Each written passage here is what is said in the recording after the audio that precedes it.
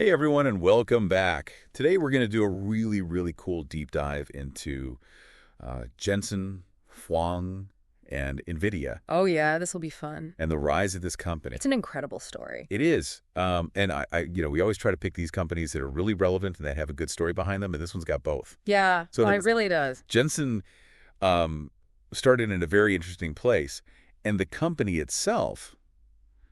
I mean, they're the most valuable company in the world right now, so there's something to be learned there. Absolutely. And, you know, part of what we always try to do is figure out, how did that happen? Yeah. Like, how did this company go from basically nothing to the most valuable company in the world? And Jensen's story is really interesting, too, because he was born in Taiwan, and his family moved over to the U.S. when he was pretty young. Yeah, just a kid. And ended up in rural Kentucky. Yeah. Talk about culture shock, right? Yeah, I mean, what a huge change that must have been, you know? Completely different world. Different language, different culture. I mean, Everything. Everything's different. And then on top of that, he had to deal with some bullying, too. Yeah, it's like that classic underdog story, right? You see it in movies all the time where the hero has to overcome these crazy obstacles early on. Totally. And it makes you think, like, do those experiences kind of shape you for the challenges you face later on? I think they do. Like, you build up this resilience, right? You're like, oh, I've been through worse. Right, it's like a trial by fire, like in Karate Kid when he's facing those bullies.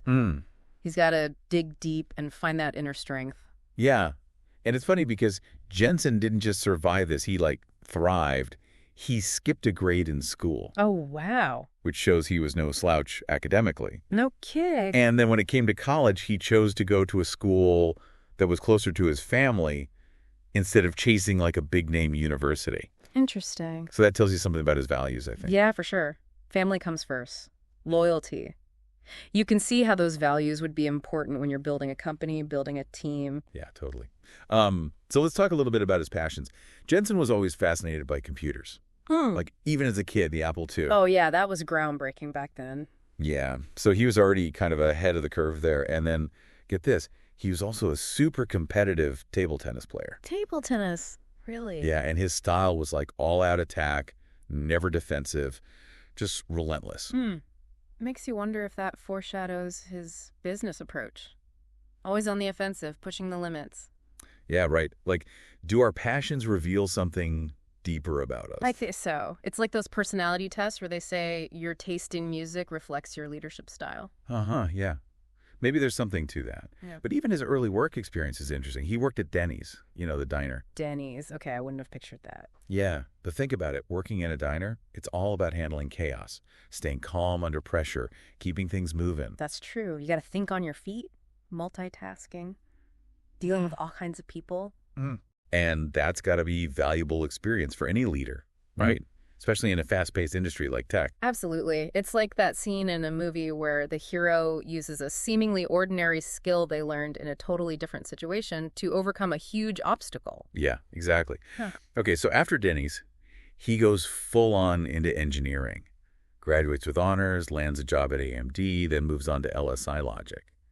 This is where he gets deep into the world of complex software, like SPICE. SPICE? What's that? Oh, it's this tool for designing circuits, like the digital blueprint for building a chip. Pretty complex stuff. Okay. So he was already a master of the technical side of things. Yeah, and he built a reputation for tackling those super tough challenges, like the ones everyone else said were impossible. Yeah, gotta love those kinds of people. The ones who aren't afraid to push the boundaries. Right, and he'd put in the hours, long nights, weekends, whatever it took to get the job done. Real dedication. That work ethic is key. Yeah. You can't build something great without it. Absolutely. Yeah. And speaking of dedication, remember that story about the car accident? He was on his way to tell Lori's parents about their engagement. Oh, yeah. And he totals his Toyota Supra. Ouch. But hey, at least he was okay, right? Yeah, he was fine. But apparently his biggest regret was losing the car. That's classic. Priorities, right? Even in a crisis. Totally. Okay, so now we get to the birth of Nvidia. Jensen teams up with Chris Malachowski and Curtis Prime, and they decide to create a company that would, make their competitors envious. Hence the name, Nvidia. Clever. Yeah. And they weren't messing around. They wanted to be the best, disrupt the industry, the whole 9 yards. Ambitious. I like it. But it wasn't all smooth sailing. Those early days were tough. Starting a company is never easy. Lots of blood, sweat, and tears. For real. They had competition, a limited market, and they were constantly scrambling for funding. It's like that montage in a movie where the heroes face setback after setback, but their passion keeps them going. Yeah, and they had some crazy stories too, like finalizing company details in a Denny's with a bullet-riddled window. Wait, what? A bullet-riddled window. Talk about starting from the ground up. Wow. That's hardcore. Okay, so they had the drive, they had the vision, but what about the product? Well, their first product, the NV1, it didn't exactly take off. I guess not every idea is a winner, huh? Yeah, it flopped. And that led to financial struggles, tough decisions, Layoffs, pivot or persevere moments. Exactly. And even tension between the founders, like what direction should they take the company? The classic founder disagreements. Happens all the time. Yeah. And that's where things get really interesting. Because it's at this point that Jensen's leadership is truly tested. So it's like that make or break moment, right? Do they fold under pressure or do they find a way to innovate? Exactly. And that's what we'll dive into in the next part of our deep dive. Stay tuned. Can't wait. All right, so we left off with Nvidia in a tough spot. Their first product was a dud, and they were running out of cash. And the founders were like butting heads. Yeah, high-pressure situation for sure. Big time. So what did Jensen do?